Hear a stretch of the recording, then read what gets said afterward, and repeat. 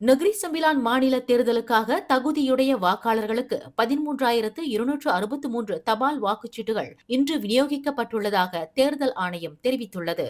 தேர்தல் அதிகாரிகள், போலீசார், ராணுவத்தினர் மற்றும் ஊடகவியலாளர்களுக்கு 12,669 வாக்குச்சீட்டுகளும், வெளிநாட்டில் வாழும் மலேசியர்களுக்கு 343 வாக்குச்சீட்டுகளும், பாதுகாப்பு மற்றும் சுகாதாரத்துறை அதிகாரிகளுக்கு 251 வாக்குச்சீட்டுகளும் வழங்கப்பட்டுள்ளன.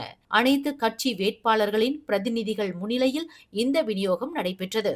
தபால் வாக்காளர்கள் தங்களது வாக்கு சீட்டுகளை பூர்த்தி செய்து ஆகஸ்ட் 1ஆம் தேதி வாக்குப்பதிவு நாள் மாலை 5 மணிக்கு முன் அந்தந்த தேர்தல் அதிகாரியிடம் ஒப்படைக்க வேண்டும் என்று தேர்தல் ஆணைய செயலாளர் டத்து கைரோல் ஷாரில் இட்ரோஸ் நினைவுறுத்தினார்.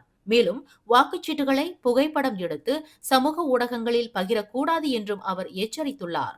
இத்தேர்தலில் மொத்தம் 36 தொகுதிகளுக்கு 103 வேட்பாளர்கள் களம் காண்கின்றனர். மேலும் செய்திகளை தெரிந்து கொள்ள கீழே இருக்கும் பெல் பட்டனை அழுத்துங்கள். உங்கள் மகிழ்ச்சியை வெளிப்படுத்த லைக் மற்றும் ஷேர் செய்யுங்கள். தொடர்ந்து திசைகளோடு இணைந்திருக்க சப்ஸ்கிரைப் செய்யுங்கள்.